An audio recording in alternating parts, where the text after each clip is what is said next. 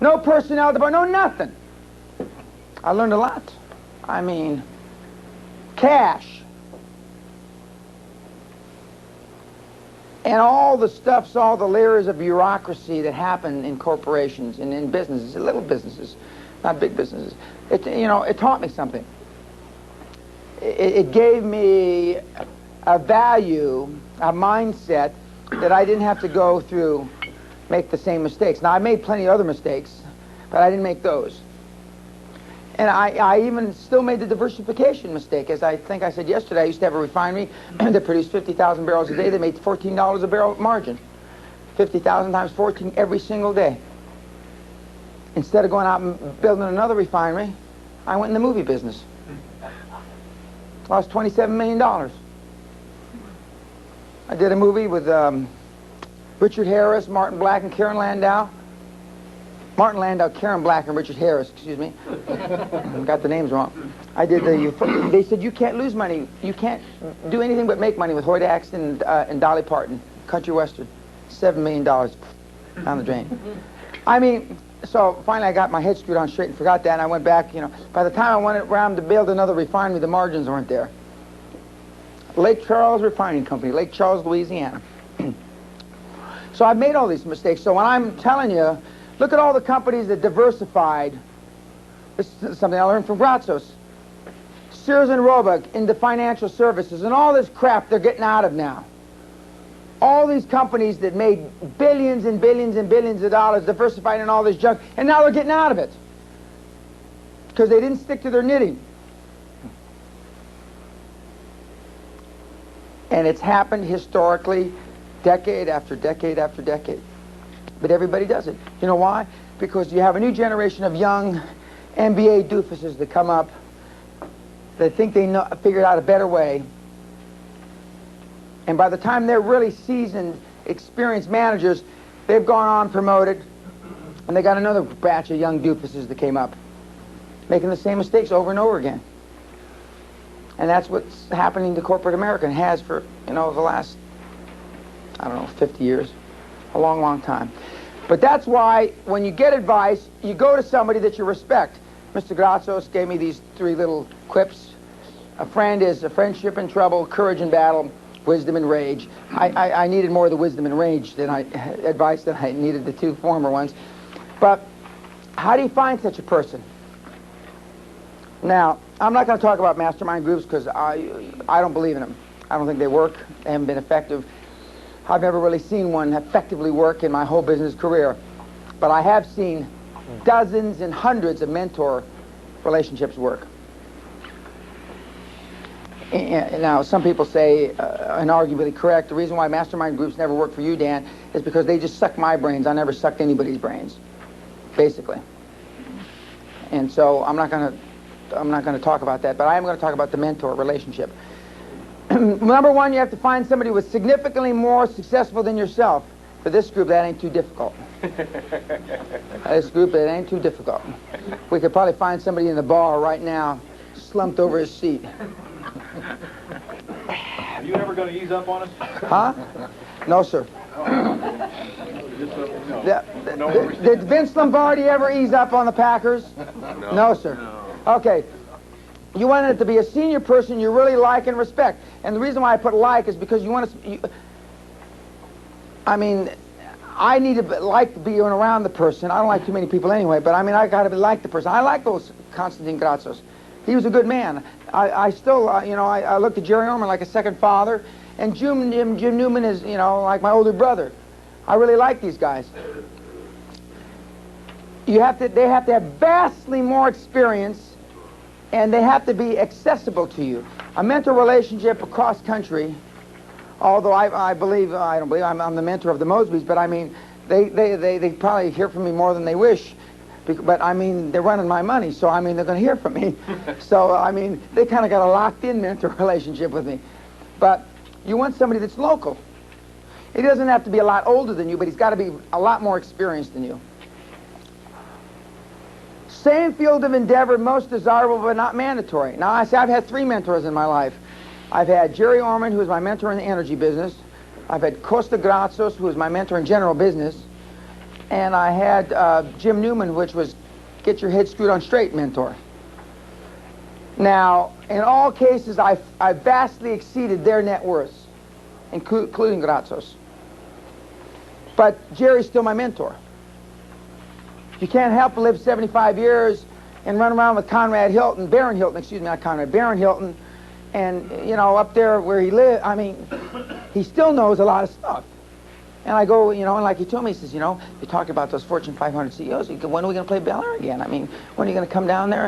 And it's a lot of fun for me. Plus, these old CEOs, guys retired, they love hearing me. I mean, because I whip them and say, why don't you get off your dead ass? What do you be retired for? And, you know, these guys run these big companies. God, we love Dan to whip us. You know, make us feel young again. And I said, well, why don't we just get them all in the big room, have a big dinner, I'll just come by and whip them all at once instead of 2 a month like I do now. Because, you see, nobody talks to these guys. Any of the Fortune 500 CEOs that I've played golf with out there could be mentors to people in this room. But nobody talks to them. I'm the only guy that talks to them, and I'm whipping them. They ought to get off their dead ass and go out and start another business. So the same field of endeavor as most is out, but it's not mandatory. And you have to have something else in common outside the business. Because if you're going to spend a lot of time with this person, like Jerry and I have golf in common. He also, you know, they love my wife like their daughter, who would have been about the same age, who died of cancer. You know, I'm the son, Jerry's got sons, but I'm this other son that he never had. And so we've got something in common. And it's really important, because you can't have a mentor relationship just based on you asking the guy questions all the time. I mean, you have to have something else. And one of the things, and when you see the mentor, you take him to lunch. You take him to dinner. I had the Mexican morons. I had to teach them this. You know, every time we went out to dinner, I went up buying for all 7 of them, and there. You know, you take them because they're guys that always get the checks, and they like when somebody else picks up the check, and it's not the matter of the money, because these guys have gotten the checks all their careers, and they like that. I still pick up the check for Ormond. I would for Costa if he was still alive. And picking up dinner at Le Coq Basque in New York in those early years was expensive for me. But I did it anyway. And he knew it was expensive for me, and he knew I did it anyway. Yes, Jim. But I think one thing that is very true that you mentioned, and I mean, if everyone hasn't gotten it, it's very important that you understand you can't lose by asking these people. All they're going to do is tell you no. And I mean, I was terrified the first time I called Dan. I was waiting for the get the hell out of here, hang up. But I thought that's the worst that can happen. Oh, where's the mic? Wait a minute. So. Huh? Where's the mic? Say that again. What I was saying is that you really have nothing to lose by calling some of these people. And I mean, the worst thing that can happen is they'll say no. And you have to get past that first, you know, you're shaking, you call them and say, this guy is just humongously important. And, you know, you've got to pick up the phone and make that call. And the very first time I called Dan, I was scared to death. I thought, this guy, you know, I've talked to him a couple of times, he's going to hang up on me and tell me to piss off. I thought, you know, I talked to my wife, what's that to me? What's the big, you know, that's a big deal. And so, you know, I looked around, and Dan's right. I looked around, I didn't find anyone in St. Louis that I could see myself modeling my business thinking afterwards. And if I had to go to California to do it, I had to go to California. If I had to go to, you know, Haiti, the health, that I'm going to find the guy that's going to lead me the way I want to go. But you really have to get past that first step of saying, God, I can't call him. If he says no, you go to the next one. You got to get past that first step. And so few people call me. So few people call the other high-performance people. I mean, I don't think Jerry Buss has been called in 25 years. I mean, he was all excited. Now, admittedly, the first 2 or 3 phone calls today, Fidel, the young man that was here yesterday, dealt with the 4th assistant, the 3rd assistant. But I mean, ultimately, well, how many of them are you? 4, okay, well, Mr. Buss can only, Dr. Buss, I forgot he was a doctor, Dr. Buss could only meet with 1 for dinner, and I mean, the guy went, I mean, he's doing a lot more than I thought he would. I knew he'd see somebody. for nothing, no other reason than a cup of coffee. But now he's going to be up there in the box, and he's going to show off to all his doofus friends. Hey, look at these, the Mexican morons here, the Harvard Mexican morons come up to see me. Why are they coming up to see me? Because I'm rich as shit. That's why.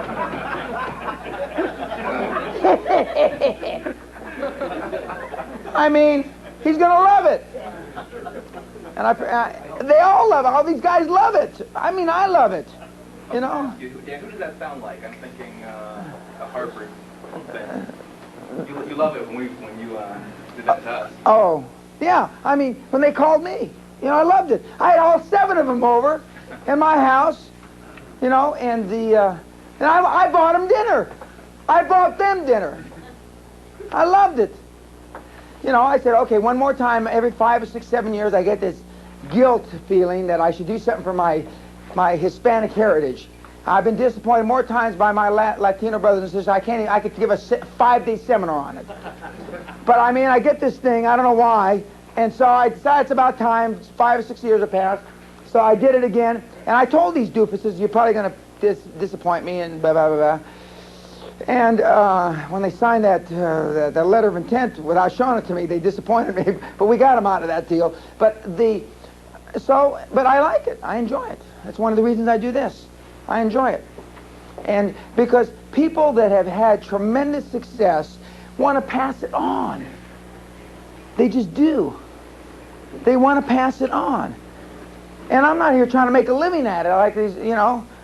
I won't say this in Orlando, but I'm not like these other doofuses that got to make a nickel off these poor bastards that buy a seat, you know? You're welcome. I won't say it. But I mean, I don't need to be doing this. You know? Linda and I are too old for me to chase her around the house anymore, you know, like I used to when I was young. But I mean, I can do other things. I play more golf. But I enjoy it because I want to pass it on. Because I have a passion, and I got irritated enough that I want to go out and do something about it. And so that's why I do this. These guys, you can call them. Believe me, you can call them, and from even Ross Perot you can get through to. It may take you a while, and if you call the first time, I mean, Ross, I mean, if he's never heard of you, Ross isn't going to, I mean, even his lowest administrative assistant won't call you back unless you call 5, 6, 8, 10 times. Although they got through the bus the first time. I mean, he's starving, you know. Yes. I was going to ask you from the point of view of... Oh, microphone. Well, you're the radio guy. I mean, you live with a mic in your I hand. can project better than that, yeah. Yeah, okay, thank you. I hope. From the mentor's point of view, though, you get a cold call from somebody like that just out of the blue, and like you said, there's a stack of messages, and there's this message to somebody who you don't recognize. Besides the idea of wanting to pass it on, what goes through your mind in terms of what's in it for you? I'll call Lorraine. I'll say, have we ever heard of this guy? Yeah. And she'll go, no. Or I'll call Leanne, or I'll call Valerie in Scotland. Excuse me. Do we know this guy? No. Then I'll tell Lorraine, call him, see what the guy wants. Who is he? And she does, and she comes back, and, you know, most times I'll talk to them. If they're trying to sell me something, insurance or something, you know, I'm not, you know. But I do. I respond. And virtually all high-performance people will respond that way. And they'll sit down and they'll talk to you. Pardon? Yeah, they will. Okay. Any questions on how you get a mentor, how you find one? Okay. Now, an extremely important part of being a high-performance person is building the perception before you are a high-performance person. And this ties in with your comfort zone. So this will be a big hurdle. Now, I don't have it here. Let's see. So can we... I always looked and thought of myself as being this way before I had this painting painted. My wife also has a 10-foot painting, equally as nice, although mine won the first place award and my wife won the second place at the National Academy for Portrait Painters in London. But I've always thought of myself, since I'm an adult, like this. My perception of myself is this. How do you perceive yourself when you shave for the man? And I haven't looked if any women have to shave. Okay. Or when the women put their makeup on, or whatever, you know, in the morning. You know, how do you perceive yourself? How do you think of yourself? Do you think of yourself as something special? You know that crap you're supposed to tell kids, oh, you're special. I ask my kids, are you special? Yeah, we're just so special because we have you as a father. And then they go. That's the truth. And I may bring one of my kids here tomorrow, and first Kelly will go, and then the morons say, she'll get up and sing for you. But I mean, you should think. My kids know they're special. They just don't need to hear it from me because they know that's part of the 5 credo crap, as they say. But you know, high performance people, as I've already indicated, all love themselves, and they all think they're special, and they all see themselves in a similar light. Some of them see themselves with halos, which I don't have a halo. I don't see myself with a halo. Maybe some horns, but not a halo. And these people see themselves like that. That's one of the reasons, not the only reason. I wanted to have this painting done, and I had another painting done of my wife that hang in the castle in the drawing room. These 2 big, humongously large things. And it's part of. Remember, I told you about when you have a goal and you have visualize, you have an anchor. You know, I can't be in, even though my favorite clothes, and if they ever do that profile on me in the Rob Report, my favorite clothes are a T-shirt and boxer shorts. I walk around the castle that way. And I walk into the drawing room and I see that. I mean, it's an anchor. I see all the other stuff around, but that's an anchor. And because this is how I think of myself. And can we cut the lights again? This is, you know, my wife and I saw this. You know, I read you some of the goal things that my wife's, our big estate, our foreign estate overseas, and with the servants' quarters and the this and the that. We perceived ourselves, and perception is reality. I acted like I lived in this place before I lived there. And when I bought this and got 1,100% financing, 10 years, bullet, and I didn't even pay the interest. They funded me, they loaned me money for the interest every month. They just kept loaning it to me. And they say, well, you could do that in the middle 80s, Dan. I bought a $4 million house in Houston, which was built by the founder of Exxon, and I borrowed $5 million on a $4 million house because I told him I needed some money. My wife wanted to do some touch-ups. Guess what? They loaned it to me. I don't believe in that, you know, 60%, you need 40% equity. I don't understand that language. You know, I like all the bank's money.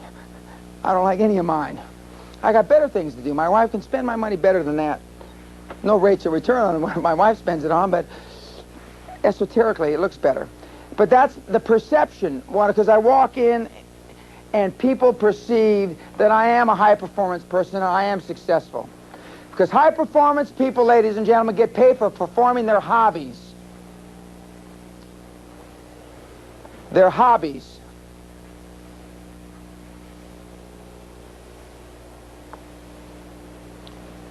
Not the drudgery, 9 to 5, 8 to 6, or whatever, Monday through Friday, on Tuesday wishing it was, you know, the weekend. I don't know Saturday from Tuesday. I just don't. I mean, it's all the same to me. My wife, you know, reminds me when I'm supposed to be someplace that's important to her and the family. Otherwise, I wouldn't be there, I'm sure, you know. She looks at my itinerary and she fills in stuff, and, you know, like on December 11th, I know I'm supposed to go see my son at his theater arts program up at the Will Greer Theater up in Topanga. Right? Okay. My kid's in there with the hippies and the pot smokers up in Topanga doing a rendition of Shakespeare. So I don't know what he's doing up there. But I know December 11th, come hell or high water. Now, in the old days, you know, when I was not such a kinder, gentler person like I am now, if I, you know, If I was doing a deal, I mean, I just roll over that date. I wouldn't even think about it. But now that I'm a kinder, gentler, mature, caring, and loving parent, Linda's shaking her head no. I'm going to do my very best to be there, unless a deal comes up, Bruce. Unless we got a deal, we got to close on a company, then I'll be there. Guns and swords. But we get paid for what it seems to be like we're performing our hobbies. And all high-performance people, because of our perception of ourselves, I may be wrong, but I'm never in doubt. And that's for sure. I may be wrong, but I'm never in doubt. Never, ever, ever show doubt. And we're going to talk about, later today and tomorrow, sharing doubts. You don't share doubts with your employees. You don't share doubts with anybody. The deal is always in the positive. The glass is always completely full. Okay. Now these are, in my judgment, the 20 biggest misconceptions in business. The hypothesis is conventional wisdom almost always wrong.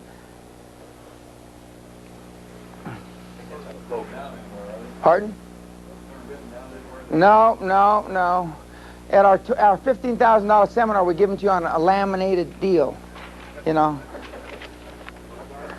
Yeah, we give them, you know. We also pump smoke up your ass. I mean, we do the whole 9 yards. More control, not less control. People think more controls you've got on the business, the better it is. It's just the opposite. I've already talked about that. They think conventional wisdom says you should have pride of authorship. You should be, but it shouldn't conflict with selling the deal and letting loose of a deal and getting it financed. I tell the story. I've got an engineer with a patent on something comes to me, and I've spent 14 years on this, and I've been offered money, but they want 40% of the equity. If I put up all the money, I take 85% of the equity minimum. Minimum. 85, I like 95. That's your negotiating band. That's it. If I put up my time, no money, I take minimum 10 to 15%, depending on the time, and then I want an option to buy in at book value, big chunk. And so that, you know, the pride of authorship guys, that normally kills. They roll over and die. Okay, no free equity. No, most people that attend this seminar at the beginning have never given away equity in their deals. They just don't. All high-performance people, Perot, Trump, Gates, Scully, Jobs, Rick Scott, all give away equity. There is not one high-performance person that I know of, dating back to Andrew Carnegie, who was the grandfather. He was, I mean, in modern times, if you can call that modern times. I mean, there is nobody that I know that hasn't given away equity. None. In a public company, you give away stock options and things like that, or you form subsidiary spin-outs and give away portions of the company. Common consensus of conventional wisdom says no, because the entrepreneur, the owner, wants to be a stingy guy like Rick, can't think of the cheap screw's name. Rick Smith doesn't want to give away equity. He's done everything except give away the equity so far that I've recommended. And that's the thing that's holding him back, in my judgment, from making a quantum explosion in his growth.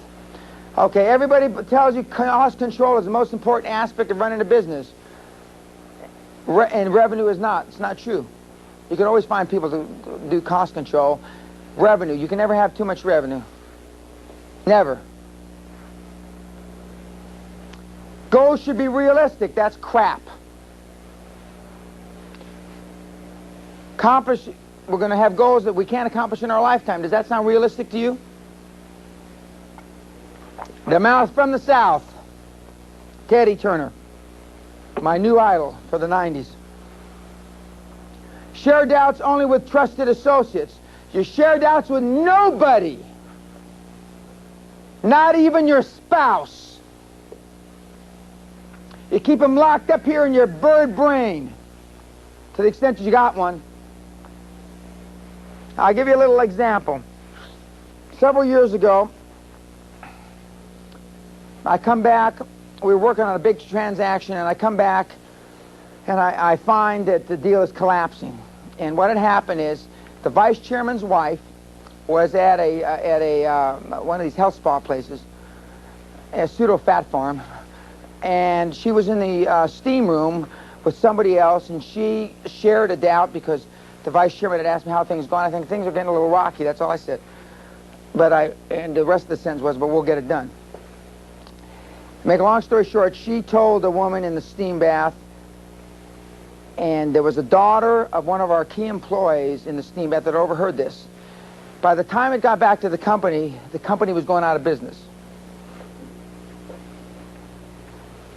It took me several weeks to trace it down, like a dog, you know, like a drug dog at an airport, until I found out what happened, and it taught me. And I only said the deal was getting rocky. That's all I said. You don't share doubts. Never. Never, ever, ever, ever, ever. Super success is for everyone. That is the biggest load of crap that that was ever written. Because it's not. It just isn't. If you haven't figured that out by now, then we've got a gun for you can use in the parking lot on yourself. And you can have it all, balanced life. God. Eric Heiden, 36-inch thighs. You think he feels balanced? Walking like this? I mean, Olympic athletes spending 10, 12 hours training. Is that balanced? The hours they're not training, they're sleeping. I mean, that's not, you can't have it all. You can't have a balanced life. I have more of a balanced life now because I already made a bunch of money. All these guys, after they made a bunch of money, then they get balanced.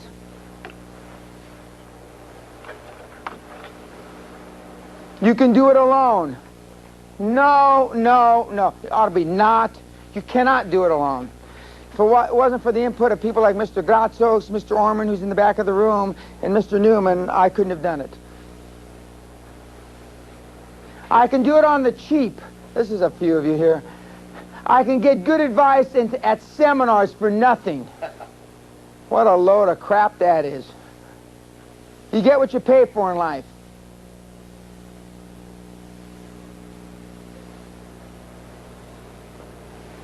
The advice you get for nothing is worth nothing. I can get high performance advice from my peers. What a joke. Your peers are all morons. Morons leading to morons.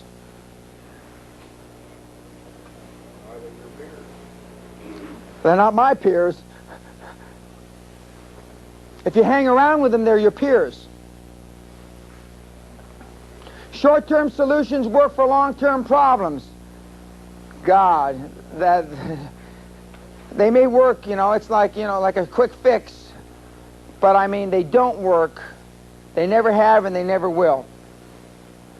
Fear of failure isn't caused by lack of self-esteem and confidence.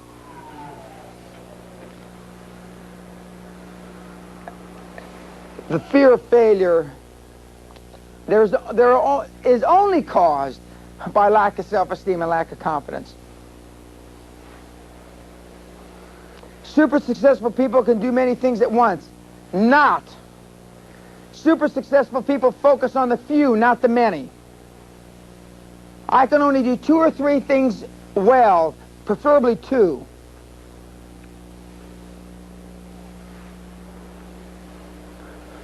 Experience makes you ready for success. Not. Experience doesn't make you ready for success. Comfort makes you ready for success. Experience has nothing to do with it.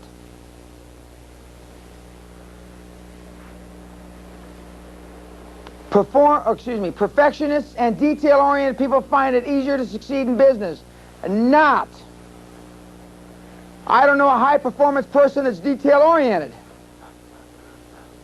Period. Professionals cannot be used as allies. Not. You can have your accountants and lawyers be part of your deals and have their fees contingent. If you don't think so, you're dealing with the wrong ones. And I don't care how big the firms are. Business should run smoothly. Not. If your business is running smoothly, by definition, ladies and gentlemen, I can guarantee you categorically with no reservation, your business is not growing, it's dying. And I can give you a gun again and go out in the parking lot. You let yourself down when you lose focus. You let yourself down, you let your business down, and you let your family down when you lose focus. You let mankind down because you shouldn't have been born. That's a new one. I'm going to have to add that. I like that. I'm going to have to add that one.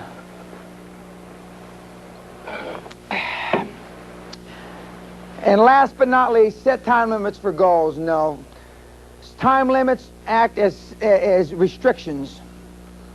As soon as you humanly, or not humanly, as soon as you possibly can, should follow all your goals. These are Peña's 20 misconceptions of business, and virtually everybody follows every single one of them. And that's why high-performance people are, one or two. Any questions on any of the 20? Like there's the 10 Commandments, This is just like these. These ought to be in stone. Yes, sir. On number 3, it said no free equity, and then you made a comment after that about... There should be. You should give away equity. You should give part of your deals, part of your transactions. I mean, first of all, if you have lawyers and accountants that are getting part of the deal, they'll always go through. Trust me. Then you said after that, if not free equity, a spin-off. Oh, no. If not free equity in the holding company, in my case, you have subsidiaries, like, i.e., Fire Resources. Thanks. I mean,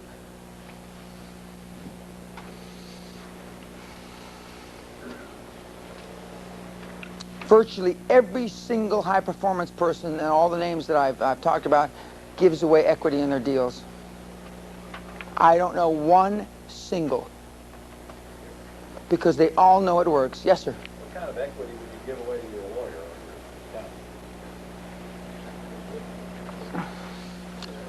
Okay, well, these are outside lawyers and accountants? Yeah.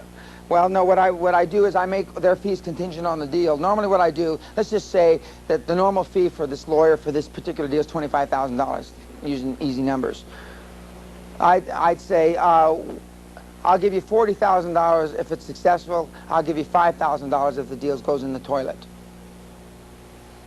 Sliding scale payment. Well, no, but sliding scale, but it's more than that, because then you'll never have a lawyer kill one of your deals. I mean, it becomes self-evident that the miserable bastard will make sure the deal goes through.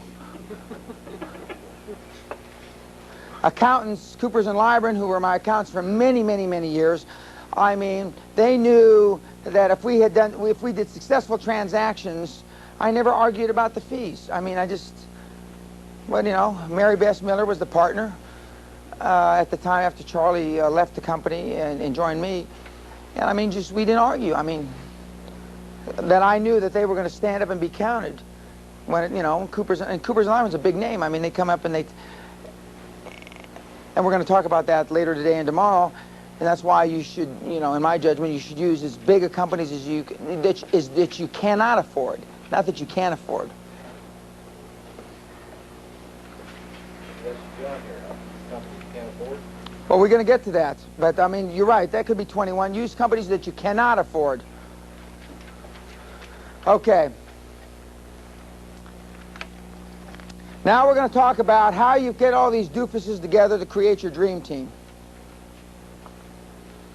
The dream team is twofold. Number one, it's the people that are directly in your organization. And it's, in addition to that, it's the people that represent you outside lawyers, accountants, petroleum engineers in my case in years gone by, etc., etc. Without this effectively understanding how you create your dream team, most of what I've talked about you can't do, you can't accomplish. Because you cannot do it alone. It is impossible, virtually impossible to do it alone. to do what we've talked about here in the last day and a half. Now,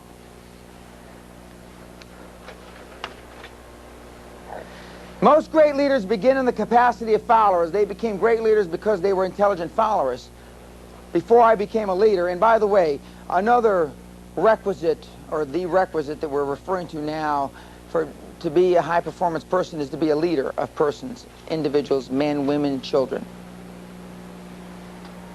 And all these guys that I've alluded to are leaders. They're just all. None of the high-performance individuals that I've alluded to in the last day and a half aren't anything but leaders. They're not managers. They're not systems people, administrators, none of that junk. They're leaders. I'm a leader.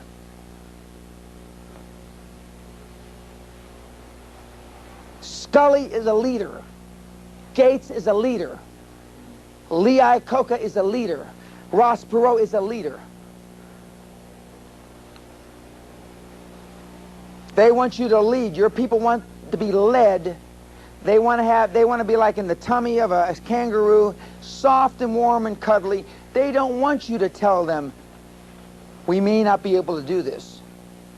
They don't want to hear that cash flow is short.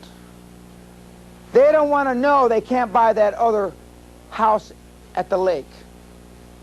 They don't want to hear any of those things. They want to hear, like Mr. Orman used to when he ran a big conglomerate, everything's fine, we're buying another company. Trust me, they don't want to hear the bad news, yet you keep on heaping it on them. It's lonely at the top. That's why it's lonely.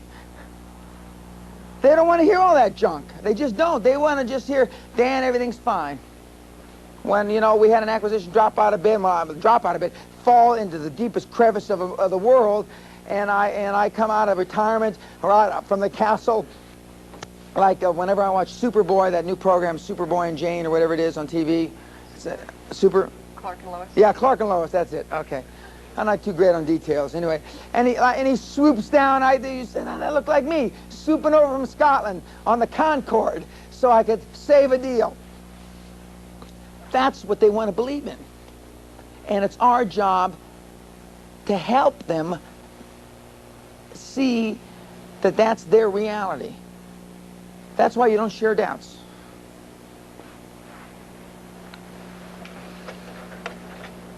To be a leader, first learn to manage yourself. Use discipline and creativity to really get the job done. Most people don't know how to manage themselves, let alone anybody else. They don't. You got to be able to take care of yourself. That's why most parents are so lousy at being parents. Because they don't, you know, they can't manage themselves. How can you manage a little kid's life if you can't take care of your own life? How can you? Well, we got to call Judy Cook. I need the psychiatrist here because she used to be able to plug in crap about this stuff. You know, I'm going to have to slap her around. She's making too much money. She better come back for a little more refill of me. A CEO to me and the high-performance people in a company is like a rider is a bunking bronco. You're going to see it later. Napoleon Hill said you should always have at least 1 or 2 people training to take your job. I wanted 4 or 5 trying to take my job, cut my head off, stab me in the back at all times. I had 4 or 5 guys working for me, with me, that were all smarter than me, better educated than me, hungrier than me. Ultimately, one of them got to be CEO, but he's not the one that chopped my head off. Somebody else, they had to import a smart guy to chop my head off. But see, just imagine every day you went to work, they were trying to chop your head off. It's motivating. You're damn right it's motivating, but you got to feel real comfortable with yourself. You're going to go play golf, and while you're gone, Jesus, what's going to happen? That's how, but you got to have people that are smarter than you, as good as you or better. That's how you have a growing company. Rick Scott's got a half a dozen really smart guys that are running that company. Now Rick's off making speeches, and he's... But it's like a bucking bronco, a rider. Now, ladies and gentlemen, this is the one that gets you all. It gets everybody. This is where the first method of estimating the intelligence of a ruler is to look at the men he has surrounded himself with.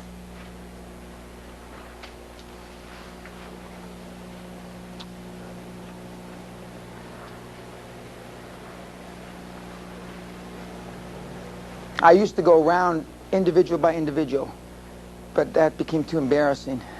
I don't do that anymore because I'm a kinder, gentler, you know? Because I'm not here to embarrass you. I'm not here to make you look like a moron. I'm not here to make you seem like a doofus.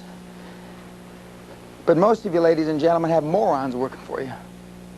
Or as they used to tell me down in Louisiana, morons. Got a moron working for you. I had the brightest, most aggressive, cunning, stealth-like weasels that you could find, high-priced weasels that you could find. I had easily 4 or 5 guys who could be CEOs of major corporations that reported to me. And one of them's currently CEO, and like he said, and I talked to him a few days ago, Dan, it's a bitch being boss, you know? It is. With the big money comes the big problems. But just, if everything else I said just falls on deaf ears, just go back and think about who you have around you. Your cousin, your brother-in-law, some doofus. Just think about who you got around you. Or, better yet, think about the guys that you look up to, who they've got around them. And either you won't look up to them anymore, or you will. It's that simple.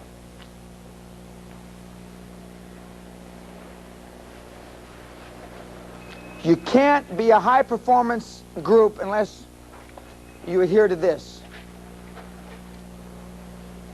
And with this group, you tell them, if you tell them, they'll forget it. If you show them, they'll forget it. But if you involve them, they'll understand and grow with you. That's why I allow people to make mistakes. That's why even the Mosby brothers are going to make mistakes. Comes with the territory.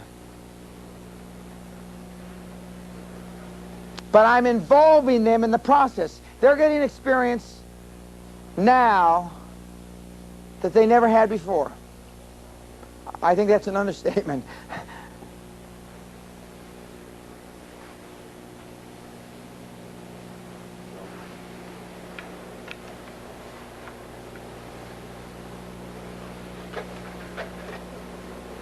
You do not lead by hitting people over the head. That's assault, according to Dwight Eisenhower. That's not leadership. There's an old story when they were planning for the invasion of Normandy. General Montgomery and General Eisenhower were getting in an argument about, of course, General Eisenhower was a senior guy there, but Montgomery Monty was giving him a lot of baloney about whether they should have general officers landing with the troops. And Eisenhower said yes, and as it turned out, 2-star generals and below landed with the troops. And in fact, Theodore Roosevelt's nephew, who was a 1-star general, actually, yeah, 1-star general, died at Normandy. And Ike took a string like this, and he said, no, and he's trying to illustrate a point, that if the generals were in the back, the invasion would look like this, and he says, but if the generals were in the front, because you lead from the front, and your people want you to lead from the front. They don't want you to lead from the back. You are the example. You set the example. The more successful you are, the more successful they'll want to be.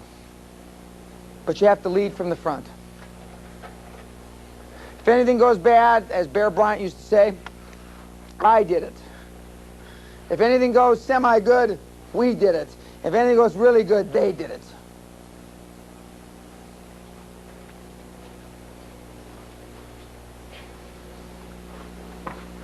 It's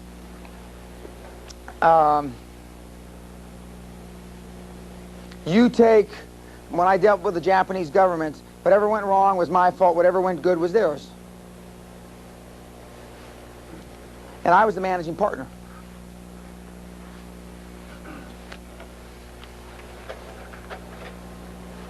Oh, that's my doofus cue.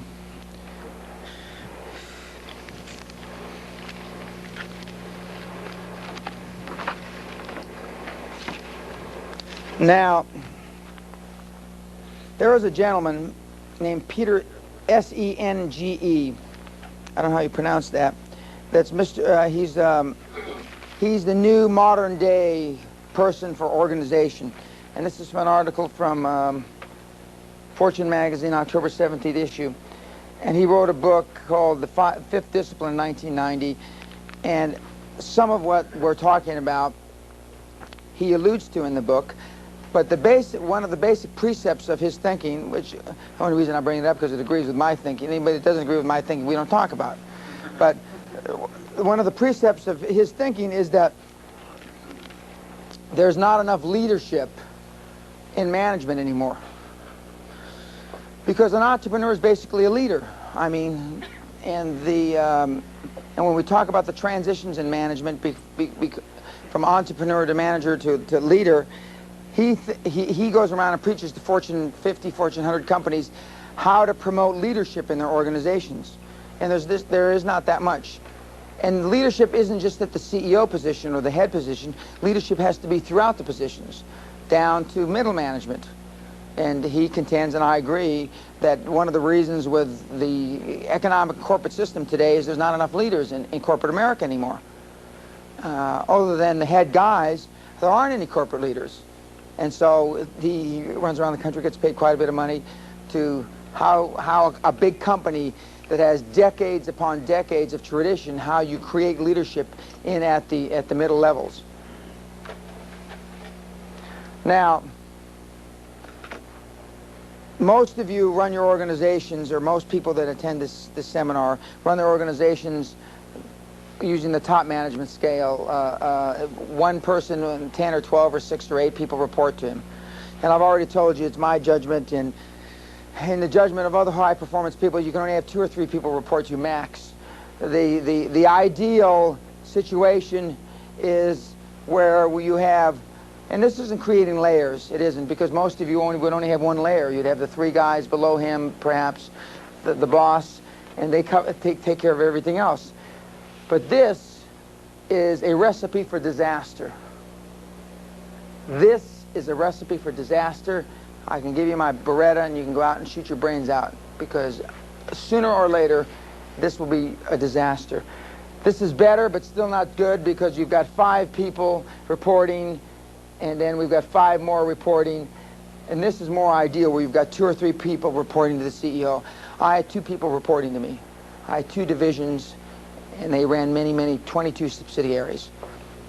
But nobody had more than 2 people to report to him. You can't physically keep on top. I don't care what you think, you can't. And if I and other high performance people can't, how can an untrained? You just can't. It's virtually impossible. Now, some of you have seen this. This is one of my favorite charts, because it kind of brings the doofusism in business out. By definition, you all grew geometrically when you started your businesses. You've forgotten how to do that. You've lost the passion. And because of the satiation and low expectations, it flattens out. And then when you go from 0 employees to 1 or 2 or 3, you become a manager, and you learn to manage kind of in a half-assed way, and you're managing some people. But this is the crossroads many businesses are at, right here. And the letter that I wrote the young man from Canada who talked his boss into giving him the chief operating job, he drew this, apparently, for his boss, because you're at a crossroads. You're either going to become a leader, some people call it professional managers. Some of you are better bringing in a professional manager and walking away from your company.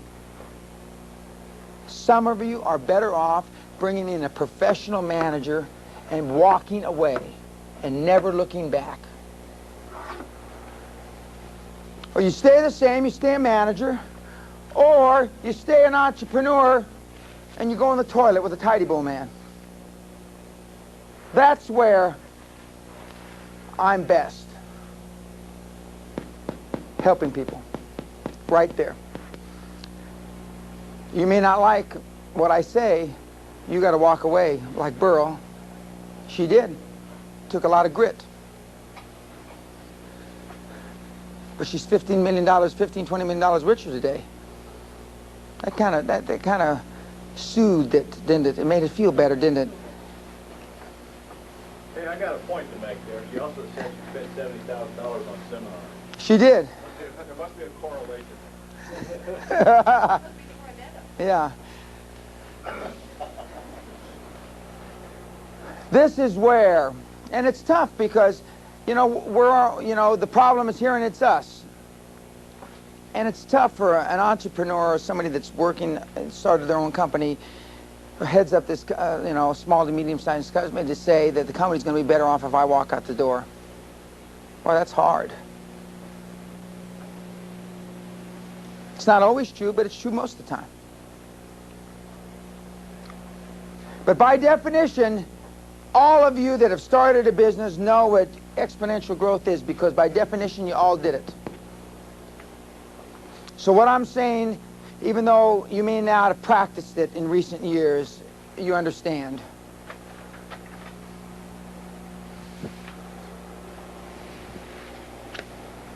Oh, I already did that. Okay.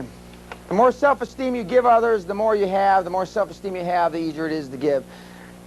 It's easy for me to give the responsibilities to the Mosbys because I feel good about myself. I know they're going to make mistakes. But I feel good about it because I know that I'm smart enough, experienced enough, savvy enough, no matter what they do, I can undo, like I did with the Mexican morons. I just know. There's nobody in this room that can get in too deep a hole that I can't get you out of. None. That's how confident. I've done it. I've resurrected myself 5 times from death. Financial death, and I've resurrected, I don't know how many transactions, no matter how many companies, so many companies, I can't count them all. You know? I often think if I go up and touch them in the forehead, they're going to fall down like those guys do on TV. Yeah. I know, I'm not saying that, that I could turn around General Motors overnight, but I sure as hell can turn around anybody coming to these seminars. I know I could turn around General Motors. It wouldn't take me overnight. I'd have to fire probably 40% of the people, but...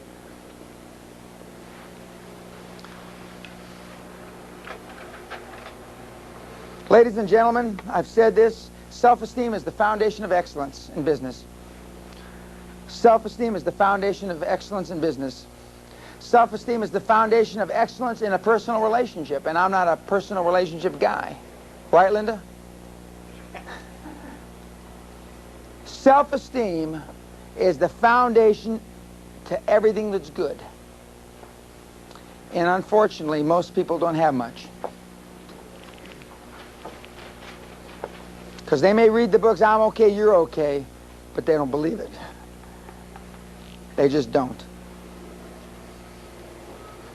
Subliminal tape will help you. Well, the only subliminal tapes I ever listened to about golf, and they didn't help my putting much. But that's probably more credit to me, not the tapes. Well, they help. I ran 3 machines, 24 hours a day for a year. They do help. Well, good. If that worked for you, that's great. Now, Andrew Carnegie, a much more articulate man than I, these were his 4 rules for super success. And look at what was number 1. Contrary to the 80s and 90s doctrine about soft lights and music. Can anybody read that in the first row? What's it say? Financial motive must fail. You damn right. Money. Mo money. That's exactly right. Mo money. Let's see. Mo money. I don't know if that's how you spell mo. Mo money. Even Andrew knew that. Since the beginning of time. Mo money. Gets people clicking. His second was never reprimand employees instead of asking them questions revealing their own faults. This has been a little difficult for me over the years, but I'm learning. I'm still learning. Number 3, 1 or more men training for his job. I believe in that. I've had as many as 5. And 4, never make decisions for employees. Allow them to make their own and give them the responsibility and authority to implement their own actions. Right, boys? Yeah. I gave a speech about a year and a half ago as part of Rebuild LA. I went around with the young Mayor Vargas, and we were giving speeches to high schools. And I drove on campus, and I drove my Rolls, and Fidel said, maybe we want to take my car, you know. And I said, no, I drove the Rolls right up on campus, and I left it there, and we got about 100 feet on campus, and I said, why are there all these security guards here? Every 100 to 200 feet, there was a security guard, a cop, off-duty cop. And Fidel says, you'll see, just wait. So I'm there about 40 minutes before I'm going to make my speech, and 2 fights broke out. 1 fight young men, 1 fight young girls. If you haven't lived till you've seen girls fight, it was ugly. Jesus. I mean, it was vicious. I mean, these 2 Hispanic girls going at each other. I mean, it was awful. It was over a guy. So I'm in the stadium. There's 2,300 students. And the superintendent of the schools gets up and introduces us, and introduces Fidel Vargas, who is or was the youngest mayor in the United States. After he got out of Harvard, he was home for something, and he ran for mayor, decided Baldwin Park was going down the tubes. The same guy was going to be mayor 20, 30 years in a row, and he ran against him and beat him. Now, Fidel is Harvard, straight-A student in high school, all-conference baseball and football and these different things. Goody two-shoes, never got in trouble, you know. Wouldn't say shit if it was in his mouth. And then me. And so Fidel's up there talking to the kids and relating, you know, and they could relate a little because he is Hispanic. And then I get up there, and they're making a lot of noise in the audience. And I said, can't we keep these kids, you know, shut them up? And I said, and the gym coaches were roving up and down the aisles so they wouldn't stab each other, I don't know. And so he says, we can't beat them anymore, Mr. P, because we go to jail now. And so I told the kids to shut up, or I was going to get up there, I was going to rip their tongues out. So they started to be quiet, and I said, and I got up and I'm talking to them, and I said, how many of you have been arrested once? About 80% of the student body. How many had been arrested twice? About 50% of the student body. How many had been arrested 3 times? About 15% of the student body. And I still got my hand up. And the superintendent of schools is sitting back here. Why has Pena got his hand up? How many have been arrested 4 times? 4-time losers. About 2% of the student body. And I've still got my hand up. I said, kids, I'm not bragging about having been thrown in jail 4 times. But at some time, you got your get screwed on straight.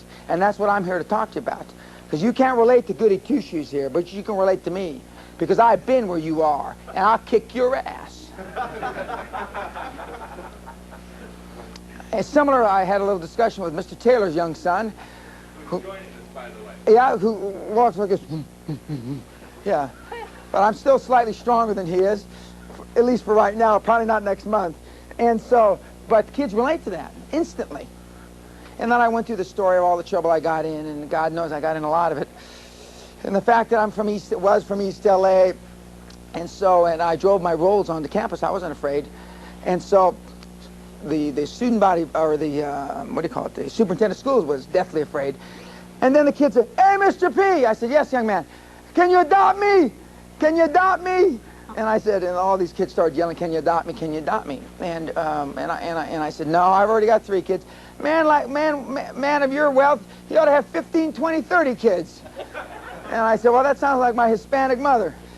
But the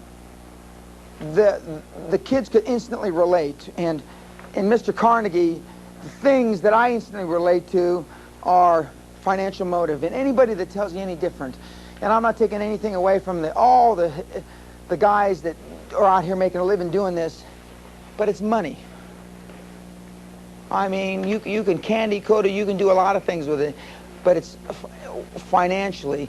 If they're going to be more secure financially, if their family's going to be better taken care of, I mean, it's money. They don't necessarily have to love you, but we're not in a wartime situation. I know how to lead people in that too, but it's money. And treat them with respect. And the things that we've talked about will be so much easier. You have no idea. Now, are there any questions about what we've talked about reference this so far? Understand? Well, money's pretty easily understood. I mean, everybody understands money. International language. And when people do something wrong, or you decide that you've done something wrong, what you tell people is next time.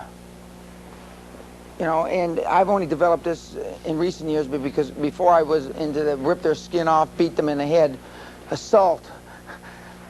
But next time. And they understand that. Because you don't have to point out people making a mistake. They know that. I mean, even our kids know when they do something wrong, and irrespective of what they tell us. Now, we're going to talk about the rest of the dream team now is outside advisors. We've talked about internal employees and how we compensate them, how we get their attention, how we get their passion. In order to really succeed in business, you need outside advisors. These advisors must be trusted advisors. To have trusted advisors, you need a very special relationship with someone at the firm. You need a mole. The perfect mole is someone who is motivated, aggressive, ambitious, but not as bright as he or she thinks. That covers probably some of the people in the audience. Maybe all. Let's see here.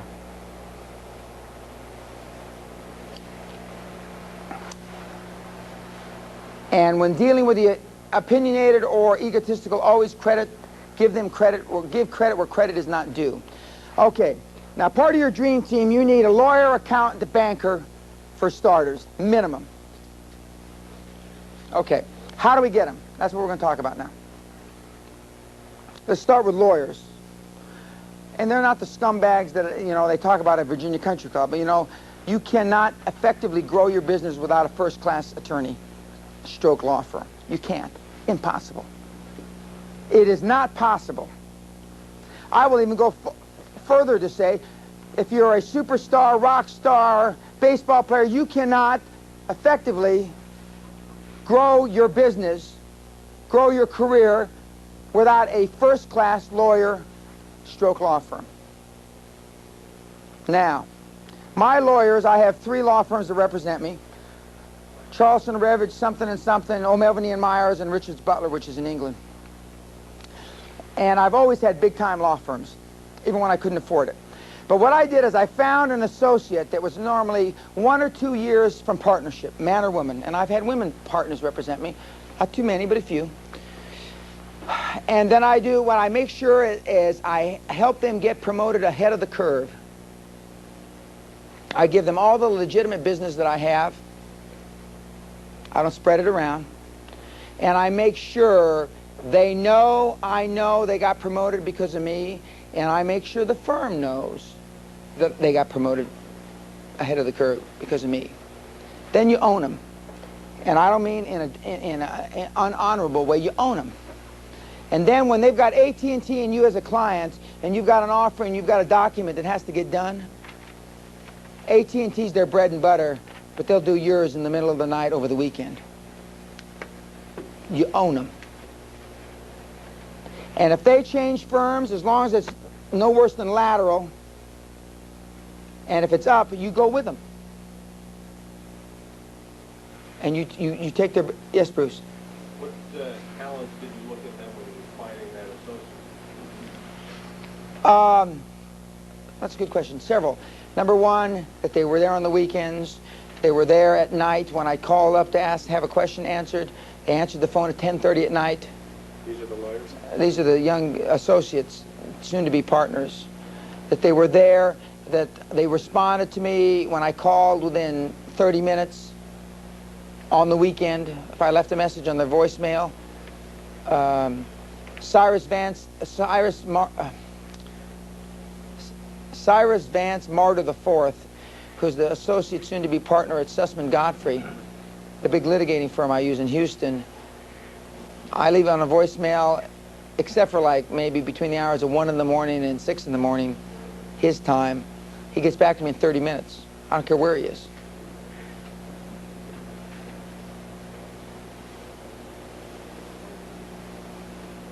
And then you make sure that this kid, you do everything humanly possible to make sure this kid becomes a partner. Because now you've got a young partner, knows where his bread's buttered, is closer to the law. Young partners are closer to the law than old partners.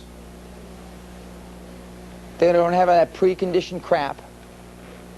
They'll work their ass off for you. In fact, Cyrus Vance is in Sacramento right now, and he was hoping he'd get done with his deposition so he could come down here, so he could tell some stories about how irreverent I treat lawyers, and especially associates. He's going to be partner next year.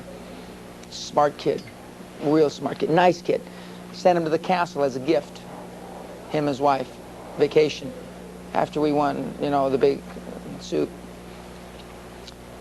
You do the same at an accounting firm, a big accounting firm. You don't all have to use big 6 accounting firms, but use, you know, a big firm, not two accountants and a receptionist. Because when banks look at those numbers, they laugh. When you hand banks internal numbers, they laugh. They get hysterical, they throw up. When you hand them numbers from some doofus little accounting firm, they don't pass out and throw up, but they still laugh. It's much easier to borrow money. It's much easier to have financial institutions be in your camp when you have numbers that are respected. Now, I happen to have numbers that were respected even before they got audited, because I had a world-class finance guy that was my chief financial officer the last few years I was there, a guy named John Ernest. He was world-class finance. Good number. Pardon? What's a good number? What do you mean a good number? Well, you said if you only have like 1 or 2 professionals. Oh, no. I mean, a medium-sized accounting firm, a medium-sized law firm that's got, you know, 50, 100, you know, I mean, the other thing is that if you're going to sue them for malpractice, they got to have some money. When you got Joe Schmaltz and Associates, 3 associates, you got nothing to sue when they screw up. So, I mean, it's a defensive measure as well. I mean, you know, most of the accounts people deal, I mean, so you can't sue them. When they perform or they commit malpractice, what are you going to do to them? Nothing. Probably don't have any insurance. You can bet your butt Coopers and Lyman's got plenty of insurance. I've never had to sue any of my lawyers or my accountants. I've threatened a few times, but never have. And you find somebody in an accounting firm, you do the same thing. And I never argued fees over getting deals. When I needed opinions to get deals done, I never argued fees. Which coincidentally, it was an unspoken thing. They know I didn't argue. They appreciated I didn't argue. And we got all our deals done. And we all got all our opinions in a timely fashion. Or as they say in the United Kingdom, in due course. All my buddies are doing deals. They're busting their chops, trying to knock them down, do this and that. They never got any deals done. Any fee that you pay for a transaction that doesn't go through is too much. Almost no fee is too much if you get the deal done, because you just wrap it into the deal. You capitalize it. You don't have to be a Harvard MBA to figure that out. You capitalize it and it becomes part of the depreciation base. Who cares? Yet I see people fight over this and fight over it, and they fight over nothing. Doesn't make any difference. Now for, talked about accountants, talked about lawyers, banks. You find a bank, if you're doing business with a bank that can't take you to the next level, I got the same gun, you can go blow your brains out in the parking lot. I mean, you're destined to not having geometric growth. You should be doing business with at least a bank that it can take you to the next level. You know, these little banks that are, you know, it's got a stockholders' equity of $4 million or $14 million. I mean, Their legal lending limit is, I forget what the ratios used to be. They're changed now because all the banks went out of business. But I mean, they didn't have enough money. They couldn't loan me enough money. And unlike Burl heretofore, I always asked for the bank at least 3 to 5 times more money I needed. Always. You've got to be doing business with a bank that is at least, it can take you to the next level. And there too, if a senior bank lending officer goes to another bank, it's an upmarket bank, more upmarket, then go with them. Doesn't matter that you've been doing business with this bank 10 years. When you go with that banker, your track record goes with you. If he's the lending officer. And just as I told you, why do people borrow money at the end of the year? Why do all these deals get done? It's because that's when bonuses are paid. I used to think maybe I was the only guy, well, nah, only 50 guys in the country knew that that's why all the deals get done at year end. It's a lot easier when the banker hasn't done any transactions for the first 9 months of the year and you bring them a deal. They're not as careful. I'm not saying that they're going to do anything that's not right, but they're not as strict, they're not as careful. And most of your deals are going to be shaky anyway. Shaky at best. Does everybody understand? It's extremely important, because you can't go where I'm talking about. You can't go to that time warp fifth dimension without a supportive law firm, supportive accounting firm, and supportive bank. Impossible.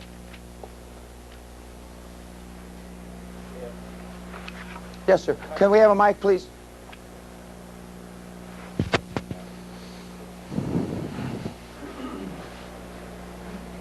How do you find a bank, a good bank? I knew I was going to be asked that question. Look in your folder. That's the venture capitalist desk? Okay. And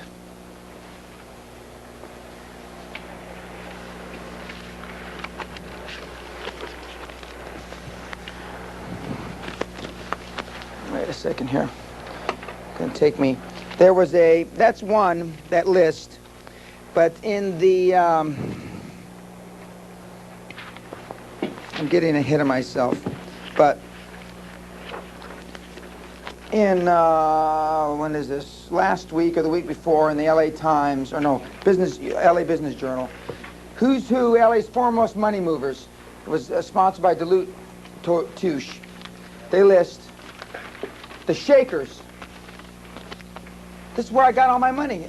I'm no genius. I just, when a guy puts his name in this, he's not doing it so that somebody can assassinate him. He's doing it because he's got money to put out. Am I the only one in Los Angeles County reads this thing? This is where I got all my money. They print the son of a bitch once a quarter. Why do you think they print this? For toilet paper to put in my bird cage or what? They got money, excess money to loan. Yes, sir. I'm going to slap that kid upside the head. Okay, this is called the Los Angeles Business Journal. Only been around about 500 years. This is the Who's Who, LA's Foremost Money Movers, Banking and Finance, special section sponsored by Deloitte Touche, or whatever the name is.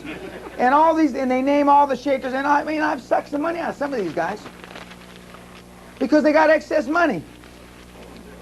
They post all their earnings for the bank. Yeah, I mean, it's not that hard. Sometimes I'm thinking, you know, and I came from a stupid neighborhood. I mean, maybe I'm the only guy who's got any common sense left in the world. I don't know. But I assure you, that's where all the other guys go, too. And you don't see the little doofus bank you're doing business with in here. It's not that hard. It's so damn easy. It's criminal. All you got to do is read.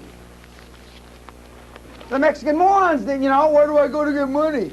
I said, well, can you read English? We know you got in on a minority deal, but can you read English? It's not that hard. People used to say, where did you get $1 billion, Dan? I mean, it's just not that hard. I got $1 billion. I went wherever in the world they were lending money. That's how I got it. Whoops. Wherever in the world they were lending money, Dan Peña was there. There is somebody stupid enough to loan you money for your deal somewhere in the world. There is someone stupid enough. There is. There's no... Way down that list. Pardon? Pardon? Way down that list. Yeah. I mean, when I search for, there just is, I mean, they list them. That's why they have these things.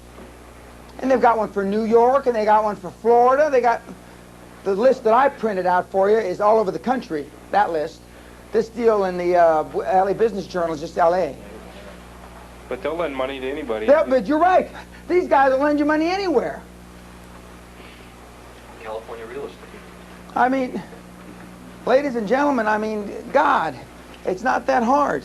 I keep telling you, I like to think I'm smart, but I'm not that smart. So it's just a matter of knocking on enough doors. Oh, let me give you a good question. Okay.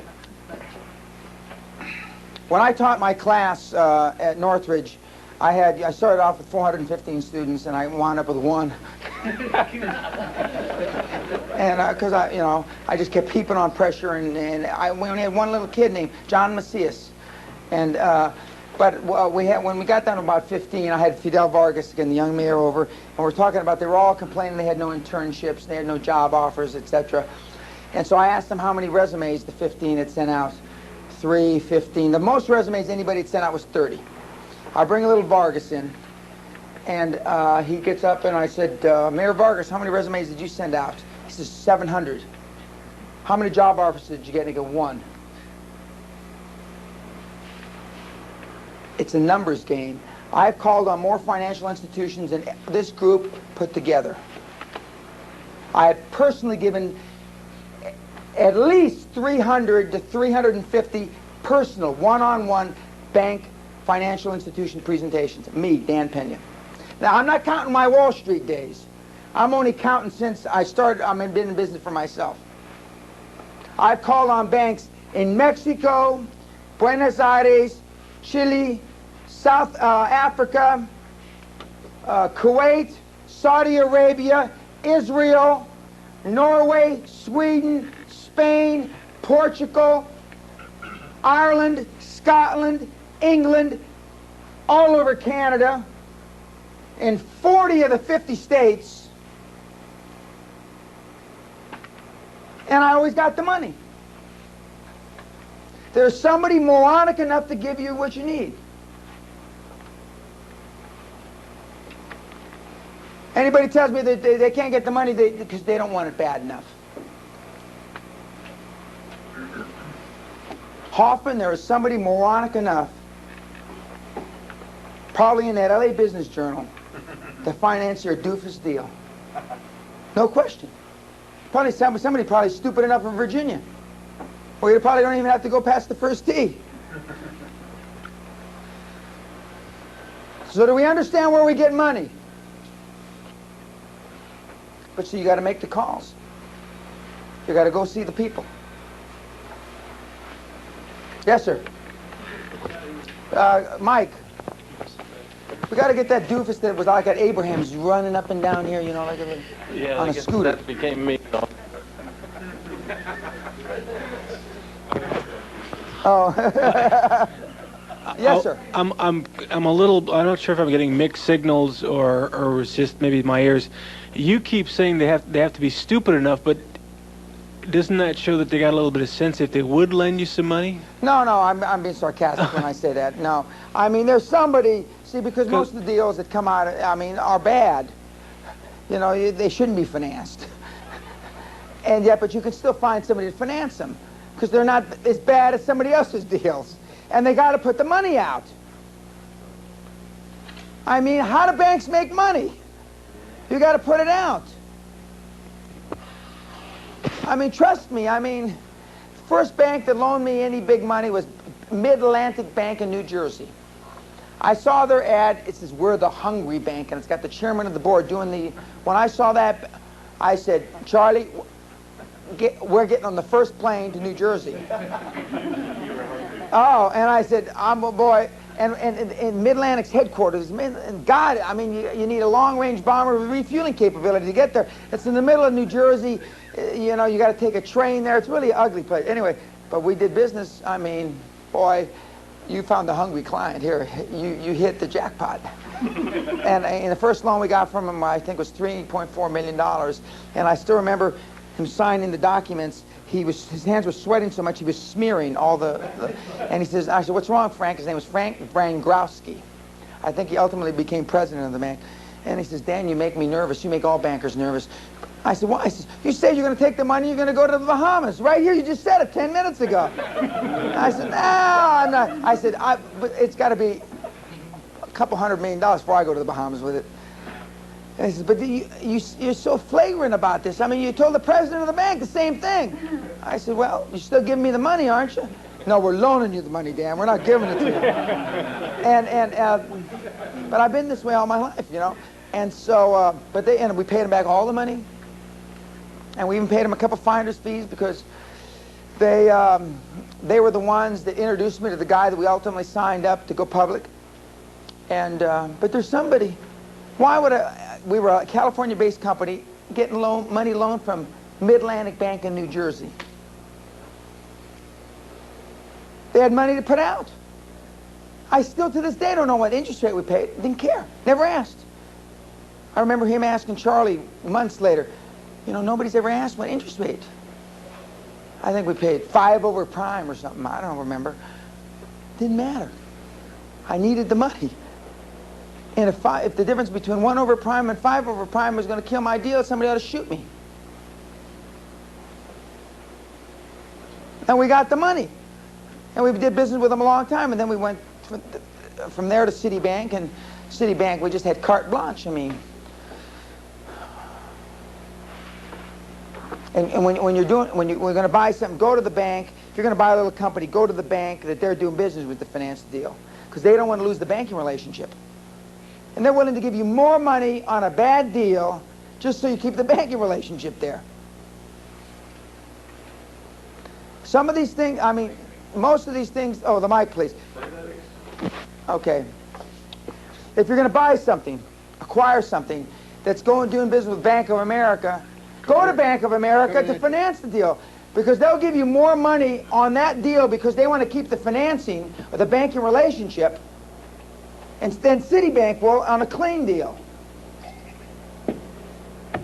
Yes, sir. Somebody. With a startup, 0 assets, couple of computers, I've good been program. There, I understand. What do you take to them? You know, what do you say? I mean, I don't have a house. My wife does. I don't. What do you take to them to get their interest? Yeah, I mean, there are still bankers in America. You're going to have to call a lot of them. You may have to call everybody in that list.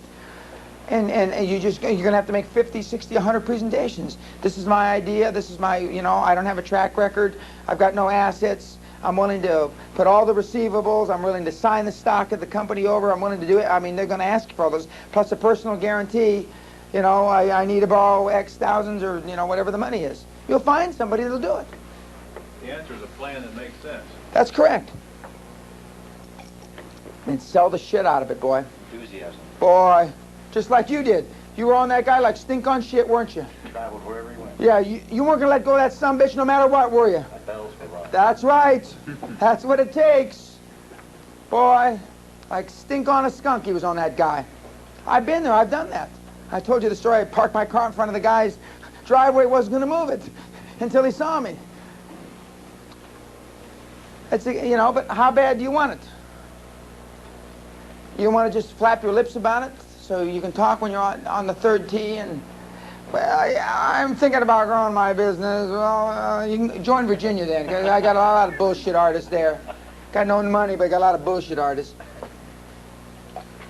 Or do you really want to make it happen?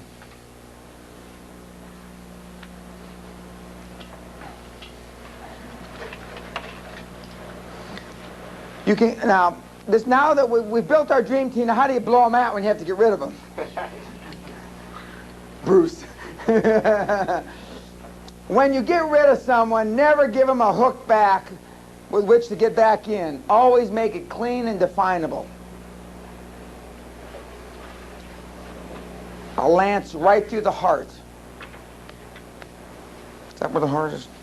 Anyway, wherever it is. It's close.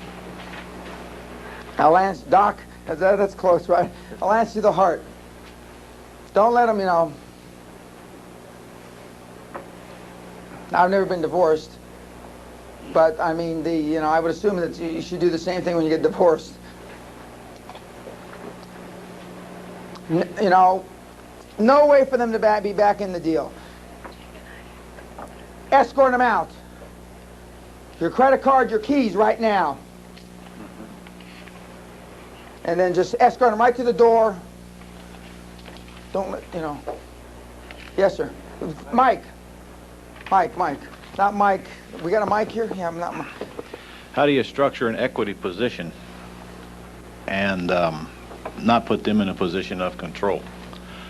Okay. It's been a long time since I've been asked this question. It's a good question. You've got to take some risk.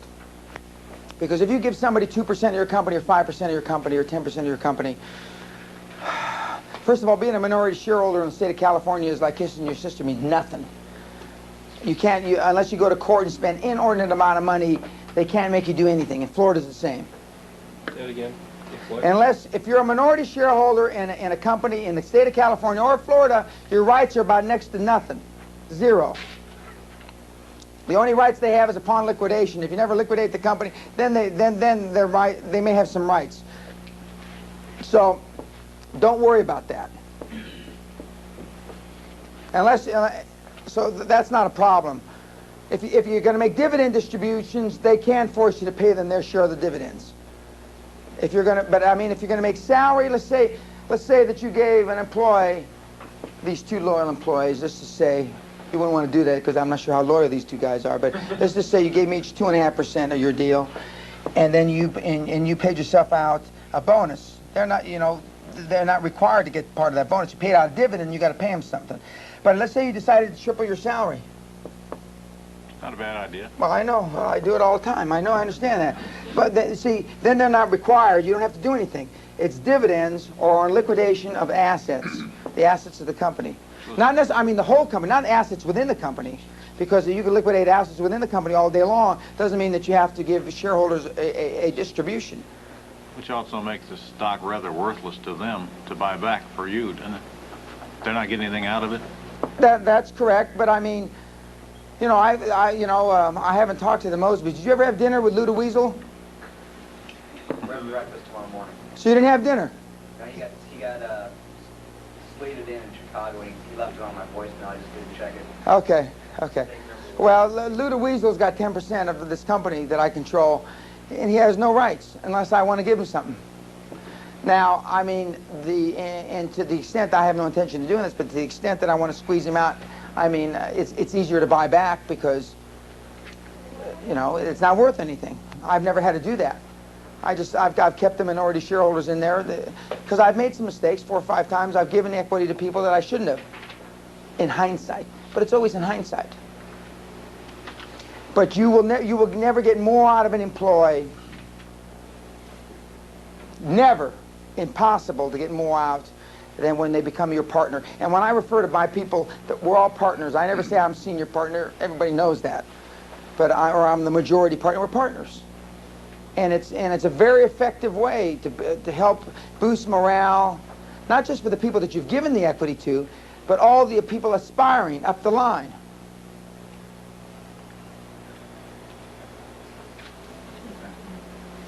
But when you get rid of them, make it final and definitive. And to the extent that you've given stock, you know, make some token effort to buy it back from them so they don't own that stock. Where's it better to incorporate as far as corporations offshore? Delaware? Well, that's not my specialty, but the Delaware is a state that a lot of people use, and it's because of the voting. What? It's real easy to incorporate in the state Yeah, but you may want to incorporate offshore. You may want to incorporate the British Virgin Islands. But I never worried about that because I don't mind paying taxes. You make enough money, you don't mind paying taxes. I mean, you know, and I've always made a lot of money, so I don't know what the tax rates are. I do know that when I came from Texas, I know state to California, you know, I have to pay more taxes. But I mean, it's not that big a deal. It's a lot of money, but I mean, it's not that big a deal. It's worth the price, so I don't have mosquitoes that are big enough to pick up babies, you know, to be sucking my blood when I'm playing golf in the summer.